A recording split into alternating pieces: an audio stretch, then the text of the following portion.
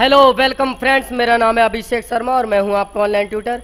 आज मैं आपको टैली के लेसन नंबर 16 में जो लेसन नंबर 16 है उसमें मैं आपको बताऊंगा पैरोल के बारे में। बहुत सारे मेरे जो ऑनलाइन व्यूवर्स हैं, जो मेरा चैनल देखते हैं, मेरी वीडियोस देखते हैं, उन्होंने मुझे कमेंट बॉक्स में कमेंट किया है कि सर आप पैरोल के बारे में बताइए। और मैंने पैरोल की वीडियो नहीं बनाया था तो उन्होंने बहुत बार मुझे कमेंट ही कर दिया कि सर आप पैरोल के बारे में वीडियो नहीं बना रहे।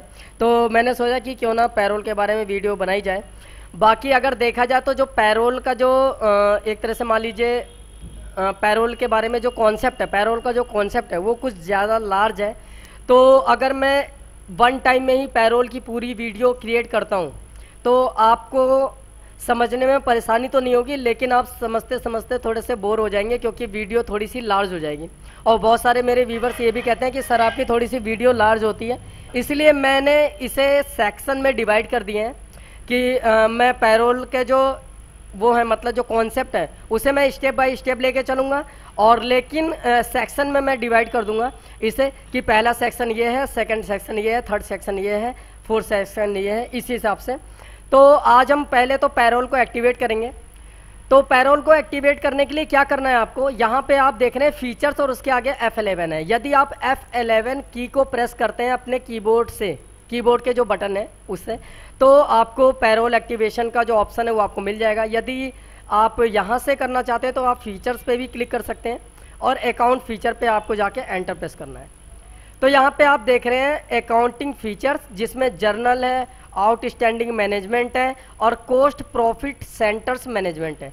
तो जो कोस्ट प्रॉफिट सेंटर्स मैनेजमेंट है इसमें मेंटेन पैरोल का एक ऑप्शन आ रहा है, तो इसलिए आपको यहाँ पे एंटर प्रेस करके आना है। और जो यहाँ पे मेंटेन पैरोल है इसे आपको वाई दबा के यस करना है।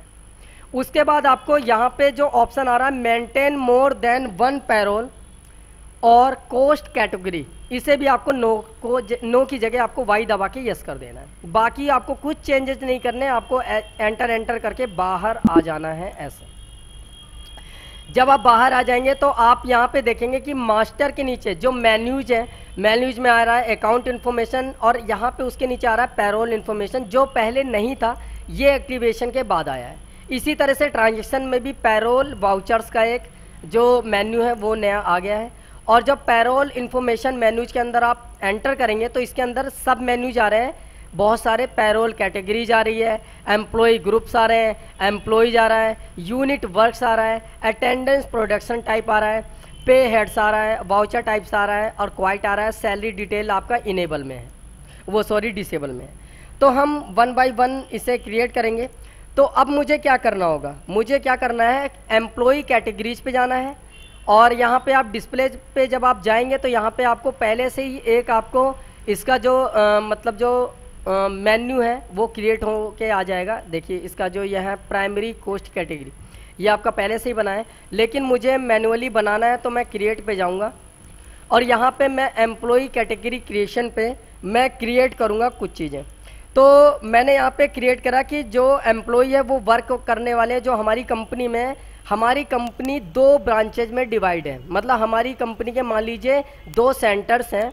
तो पहला जो सेंटर है वो आपका जो कंपनी का वो दिल्ली में है, तो मैंने यहाँ पे दिल्ली लिख दिया और कुछ चेंजेस नहीं करना, सीधा enter enter enter enter press करके इसे ब्लैंक कर लेना है दोबारा।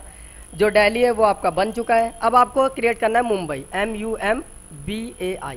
उसके बाद एंटर एंटर प्रेस करके बाहर आ जाना है। इसका मतलब क्या है कि हमने 2 सेंटर्स बनाए हैं अपनी कंपनी के, एक तो है दिल्ली और दूसरा है मुंबई। उसके बाद हम बैक आते हैं, अब हम आते हैं एम्प्लॉय ग्रुप्स पे, इस पे एंटर करेंगे और जो हमने अभी कंपनी के ब्रांचेज बनाए थे उसमें हम एडिट करेंगे। तो जैसे यहाँ पे दिल्ली है तो दिल्ली को मैंने एंटर प्रेस करा, यहाँ पे नेम आ रहा है इसका कैटेगरी के नीचे नेम, तो नेम में हमने डाला कि जो दिल्ली की जो ब्रांच है हमारी कंपनी की वो मार्केटिंग संभालती है, तो मैंने मार्केटिंग डाल दिया। यहाँ पे मार्केटिंग डिपार्टमेंट का है, डिपार्टमेंट, और एंटर एंटर इसे प्राइमरी ही रखेंगे और एंटर एंटर करके इसे ब्लैंक कर देंगे।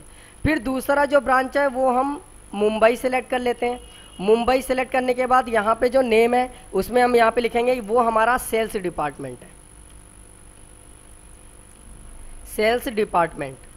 और उसके बाद इसे भी एंटर एंटर करके ब्लैंक कर लेंगे और ब्लैक आ जाएंगे। तो ये हमने क्रिएट कर लिया एम्प्लॉय कैटेगरीज और एम्प्लॉय ग्रुप्स। उसके बाद हमें क्या करना है, हमें आना है यूनिट्स वर्क, और इस पर जब एंटर प्रेस करेंगे तो क्रिएट का एक ऑप्शन आ रहा है, इस पर भी हम एंटर प्रेस करेंगे। और सिंबल में हम क्या लिखेंगे, सिंबल में हमने यहाँ पे लिख लिया HRS, मतलब आवर्स। आवर्स का शॉर्ट फॉर्म है, और यहाँ पे हम फॉर्मल नेम में इसका चाहें तो फुल नेम भी लिख सकते हैं। एंटर, डेसिमल प्लेस को 0 रखेंगे, एंटर एंटर। और उसके बाद नेक्स्ट हम यहाँ पे लिखेंगे मिनट्स। मिनट्स का हम मिल लिखेंगे शॉर्ट फॉर्म, और यहाँ पे फॉर्मल नेम में हम मिनट्स को फुल फॉर्म में यहाँ पे लिख देंगे।